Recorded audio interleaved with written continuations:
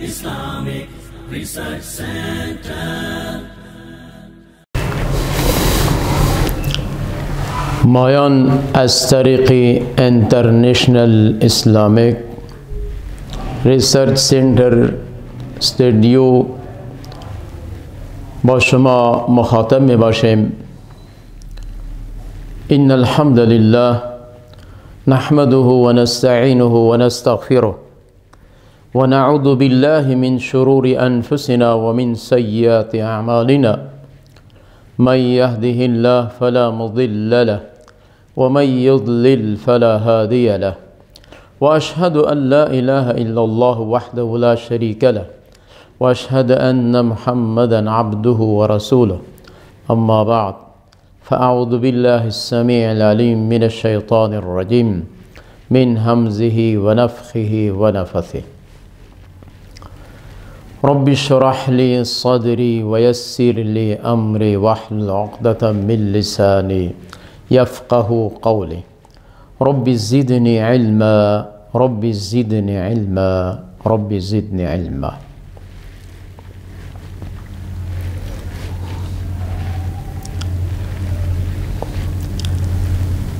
سورة البقرة. ربط سورة البقرة با سورة فاتحة. ربط اسمی و معنوی، لفظی یا و معنوی.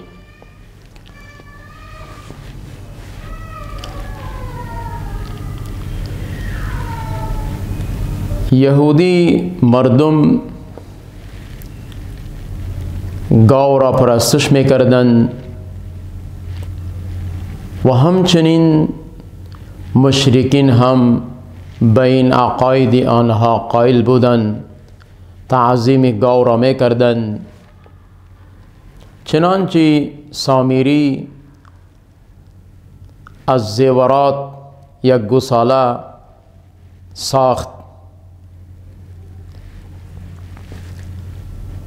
شکل گوساله را ساخت، از طرف داخل از خارج به داخل مکمل باز بود. هوا از یک طرف که داخل می شد و طرف دیگر خارج می شد، آواز می آمد. چنانچه تفسیرش در سورۃ طه می باشد. سامری گفت برای مردم که موسی علیه السلام خداش را گم کرده است، دنبال خدایش رفته است، این معبود شما هست، این را شما پرستش کنید.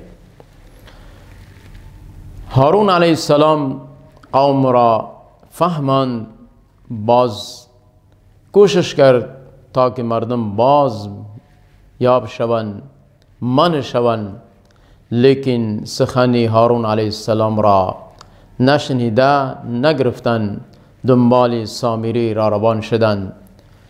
همان گوساله پرست قوم از آن زمان تا به این فی الحال تعظیم گاو، محبت گاو در دل این مردم موجود می باشد و اینها گاو پرستی می کردند. مشرکین هم دارای چنین عقیده می باشند، تعظیم گاو را دارند و پرستش هم می کنند. مردم یهود از گاو چی وسیله چی فایده می گرفتند؟ آنها زمانی که در منطقه، در معاشره بارش نمی شد، طرف خشکسالی بود، تمام علف، حیوانات و غیره و تلف امکانات بود. آن مردم عقیده باطلشان، عقیدهشون این بود که در دنب گاو علفها را، بعضی خشک گیاها را از قبیل آن خشک گیاهایی که علفهایی که آتش زده شود، آتش را در بیته دنبال گاو بسته کرده، آن را آتش می زدند. زمانی که آتش در می گرفت، اون علف و اون اشیاهایی که در بالای دم گاو بسته بودند، زمانی که او دم سوخته به دم گاو تاثیر می کردند، این گاو چیخ و ویلا آواز می داد، گریز می زد. گریزیدن از این تکلیفی که برای گاو بود، آوازی که می داد، در نزد عقیده این مردم این بود که آواز این گاو را الله رب العالمین میشنود، بارش برای ما میدهد. یک شاعری از عرب در تعلق عقیده این مردم خیلی اشعار ذکر کرده. ترجمهش این است که آیا برای وسیله بارش در میان شما و خداوند همین گاو می باشد؟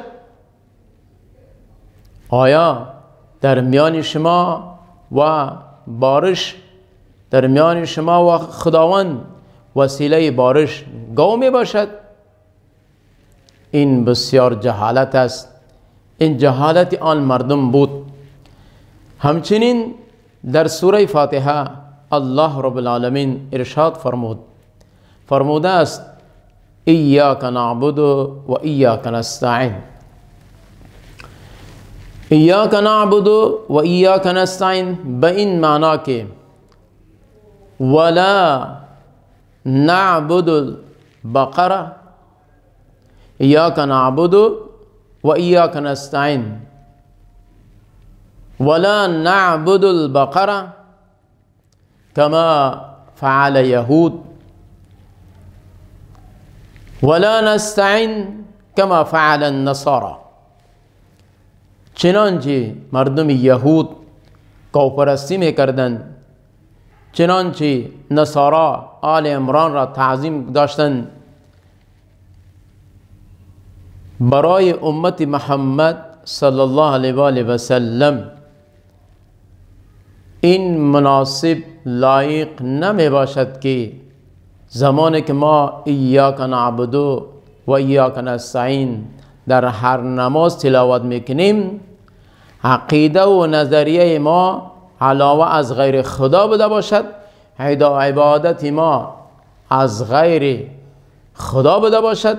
لہذا در این صورت ما به الله رب العالمین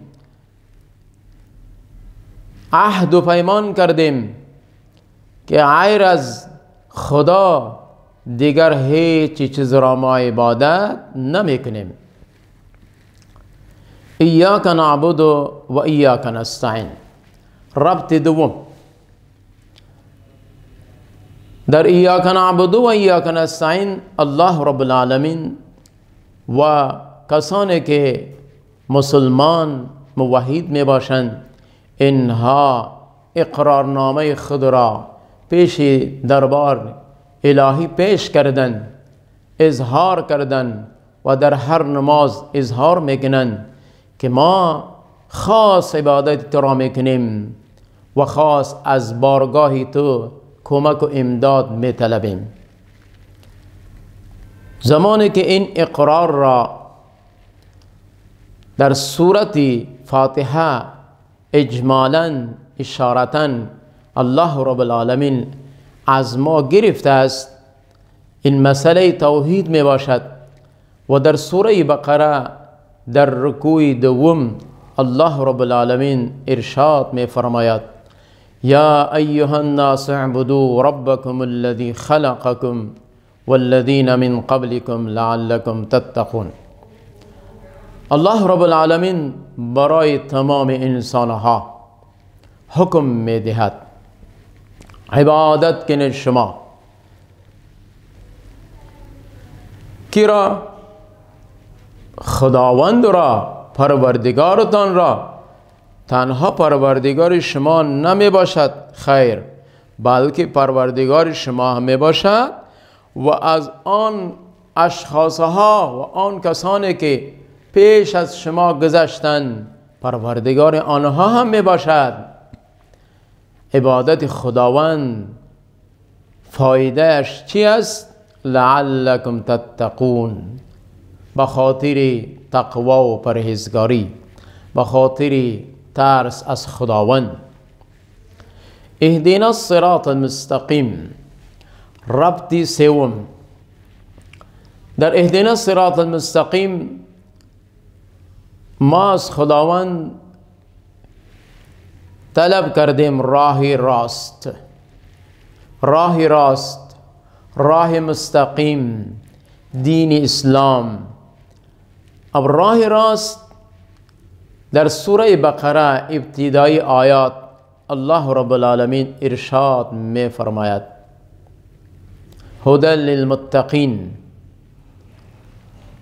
اینجا ما از الله رب العالمین درخواست کردیم که ما را به راه راست هدایت بده، عنایت فرما.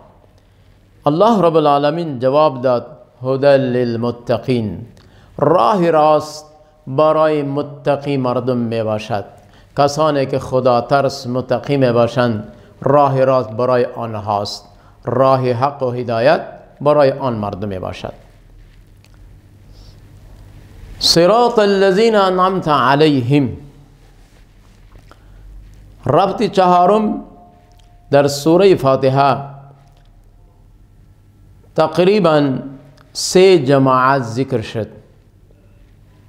همچنین در سوره بقره به طور تمهید پیش از مرکزی دعوای سوره الله رب العالمین 3 جماعت را ذکر کرده است. اول جماعت متقی لوگ میں باشا، متقی لوگ، مردمی متقی، مردمی خدا پرست. اول جماعت، جماعت اس کے از خداوند می ترسند، تقوا و پرهیزگاری دارند. برای این جماعت 5 اوصاف خوب را تذکر نموده. جماعت دوم کفار است، جماعت دوم کفار می باشد. و جماعت سوم چنانچه ان الذين كفروا سواء عليهم أأنذرتهم ام لم تنذرهم لا يؤمنون. جماعت سوم در آیت مبارکه و من الناس من یقول آمنا بالله، در این آیت مبارکه اشاره به جماعت سوم که از قبیل منافقین می باشند. اما در سورت فاتحه جماعت اول را که ذکر کرد برای آن جماعت 4 افراد که من حیث منعم علی می باشد خداوند برای آنها وعده کرده است انعامش، از آن جمله انبیا، صدیقین، شهدا، صالحین می باشند. جماعت دوم در لفظ غیر المغضوب که از جمله یهود مراد می باشد و جماعت سوم ولا الضالین که عبارت از مردم نصارا می باشد. خلاصه سوره بقره.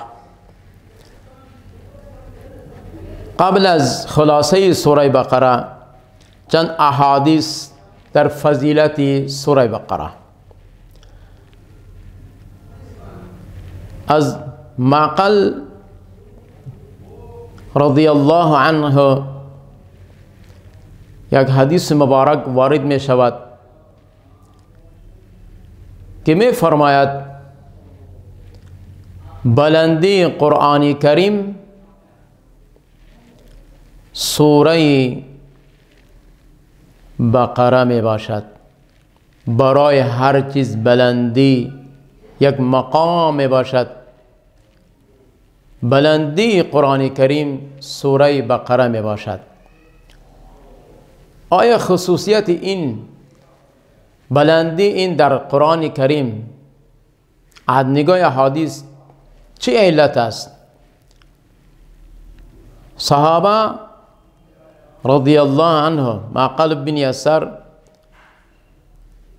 میگوید در هر فرو آمدن یک آیت، زمانی که یک آیت نازل می شد همراه یک آیت 80 فرشته من حیث تحفظ، من حیث نگرانی همراه آن آیت می آمدن. همراه یک آیت 80 فرشته نازل می شد. فضیلت این سوره بقره این است. از این لحاظ سورت بقره اعلی بلندی قرآن کریم می باشد. در روایت دیگر هم مسند احمد، صحیح مسلم، نسائی وارد شده است. عبدالله ابن مسعود رضی الله عنه میگوید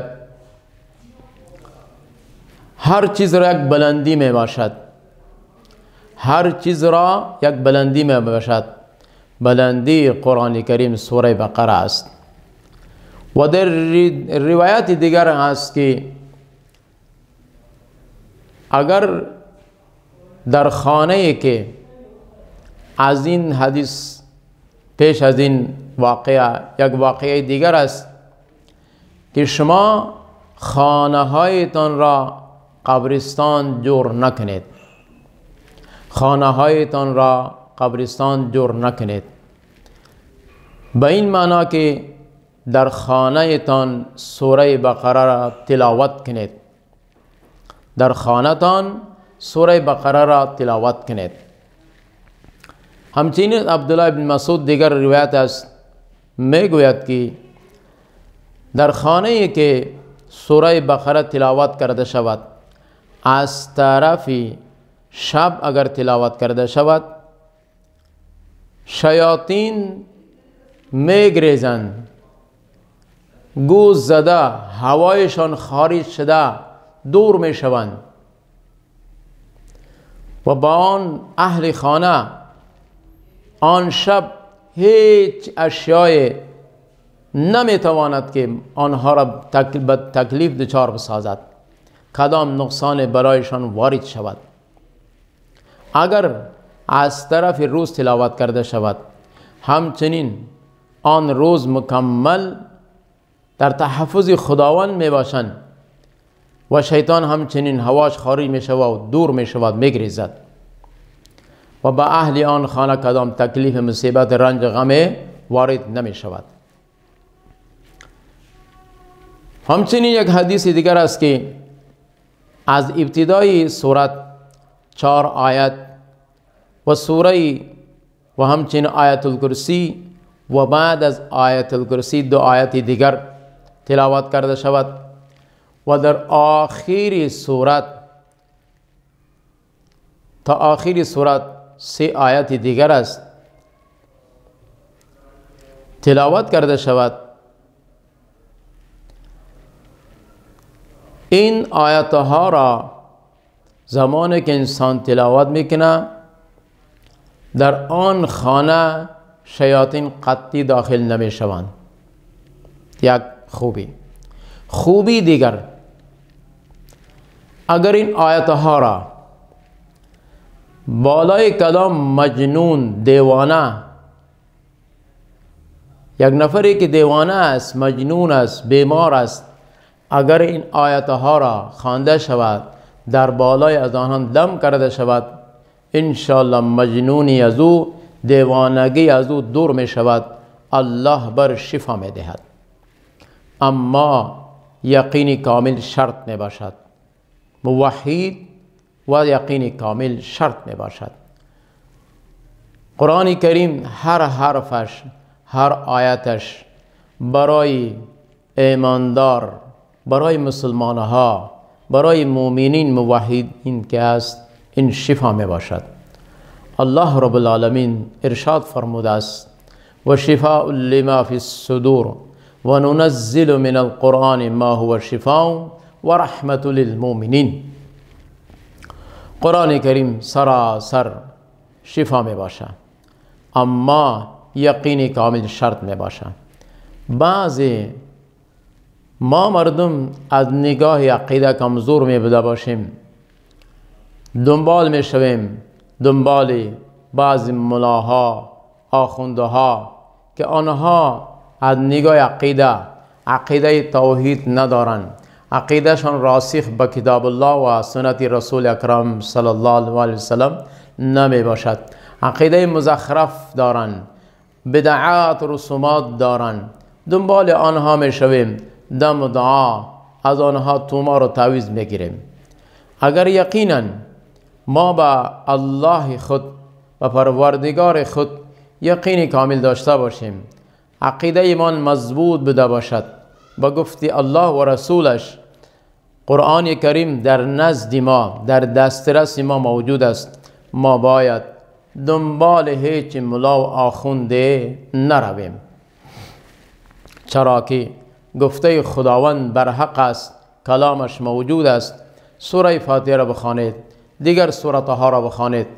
شما در آن جایی که درد دیده باشد دست خود را به لعاب دهنتون ترکنی، در آنجا زمانی که تلاوت میکنی کدام سوره که میخوانی در دستتون لعاب بندازید، در آن جایی که درد است همونجا مالش کنی و دست آنها برسانید.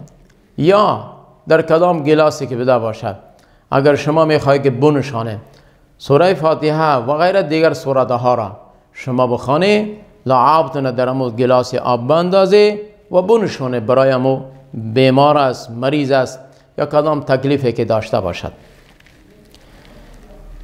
سوره بقره از نگاه حدیث مبارک خیلی فضیلت داره. اسید بن حضیر رضی الله عنه یک صحابه است، در حدیث وارد می باشد که یک شب سوره بقره را تلاوت می کرد. زمانی که سوره بقره را تلاوت شروع کرد اسبش پیش رویش بند بود و در پهلوی آن اطفالش خواب بود. زمانی که سوره بقره تلاوت شروع شد آن اسب با حرکت آمد،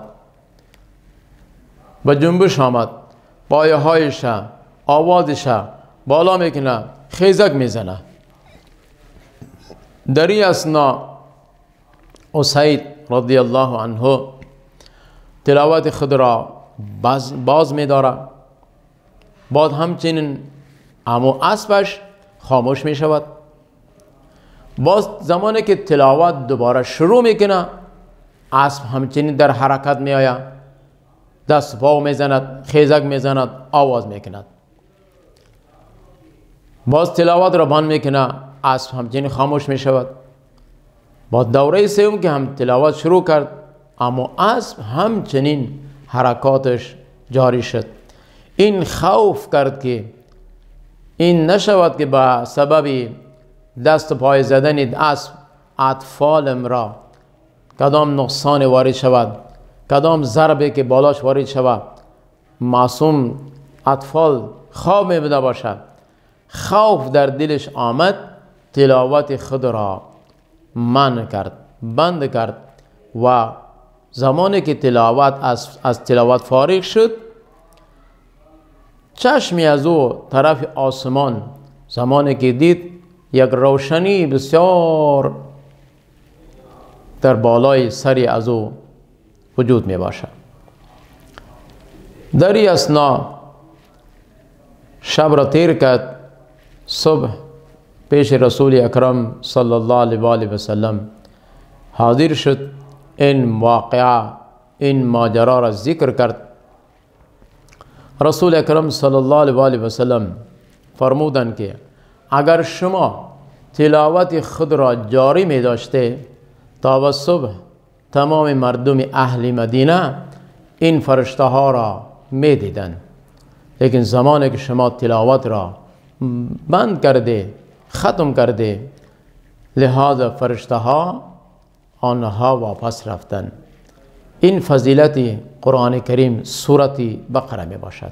همچنین از ثابت بن قیس هم چنین واقعه در احادیث وارد شده است که بعضی از صحابه گفتند که امشب در بالای خانه قیس همچنین روشنی ما دیدیم.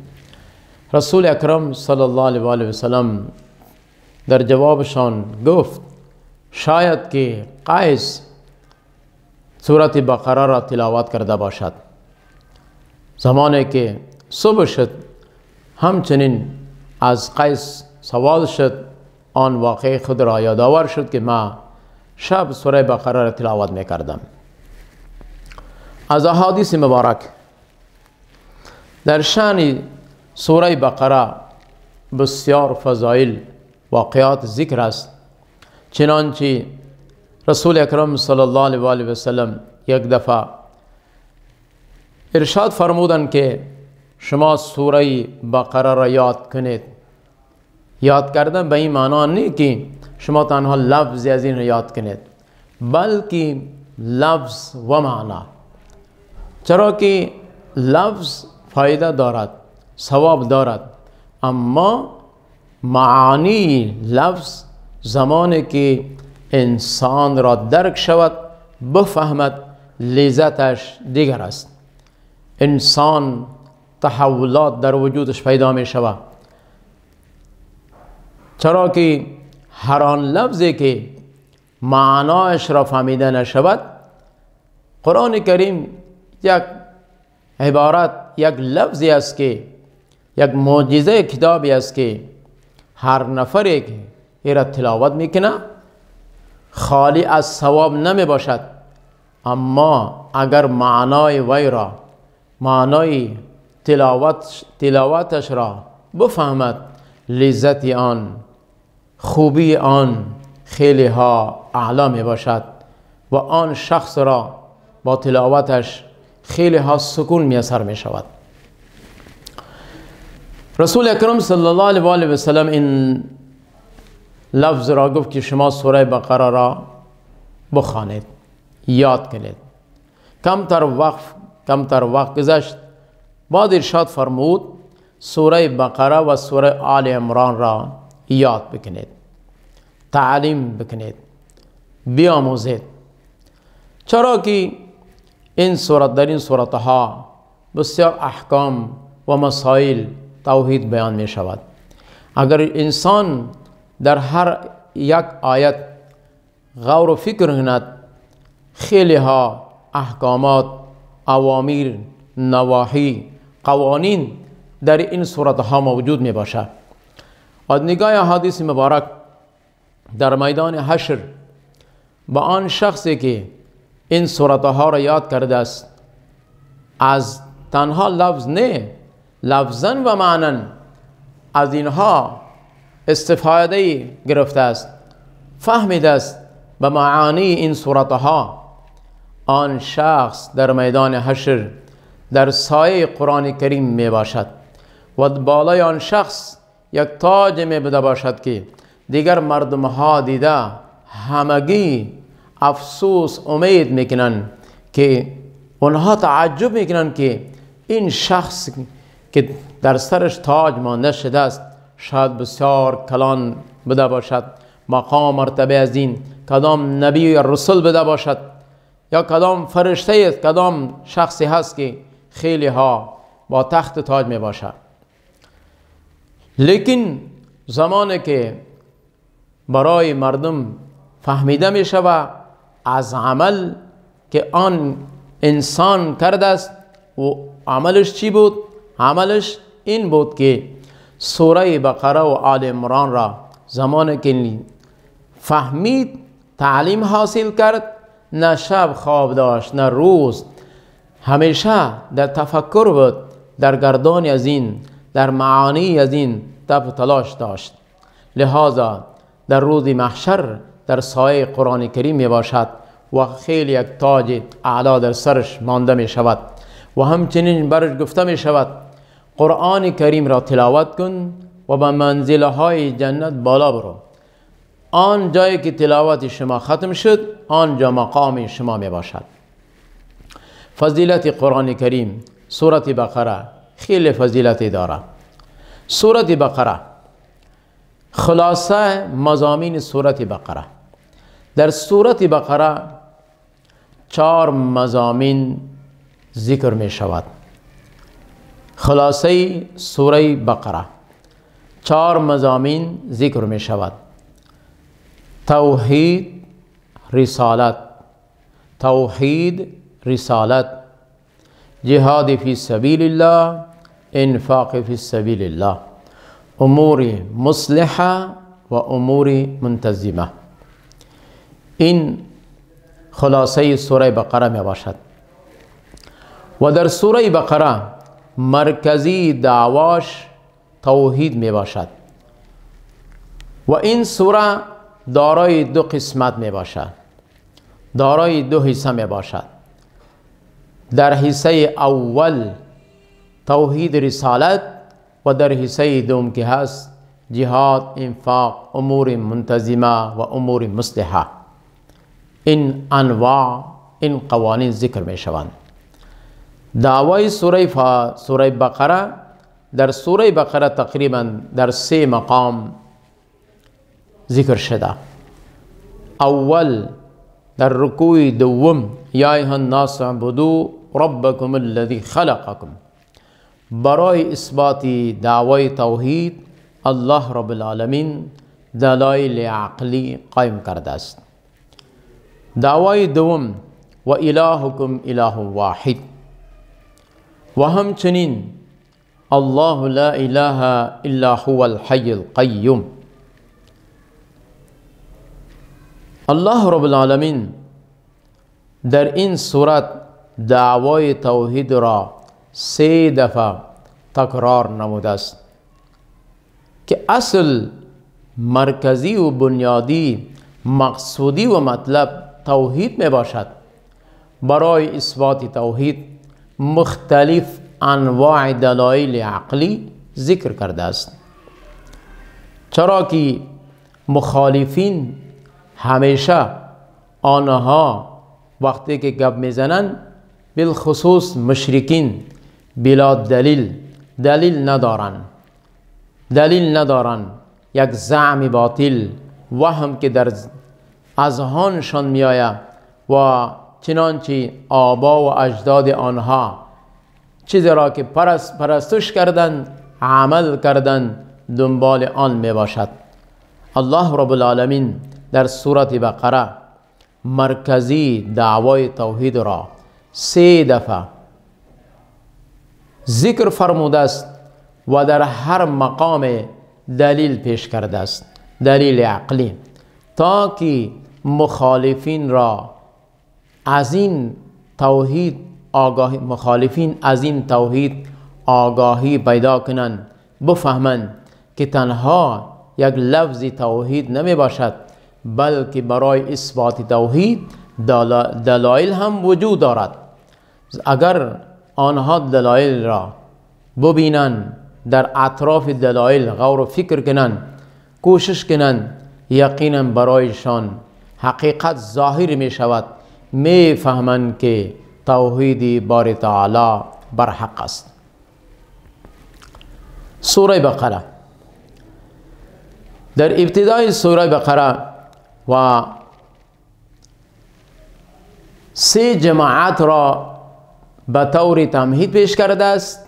بعد از تمهید این 3 جماعت اصلی مقصودی سوره بقره کی دعوای توحید است. از یا ایها الناس اعبدوا اینجا شروع می شود. لہذا به طور اختصار سوره بقره از ابتداءً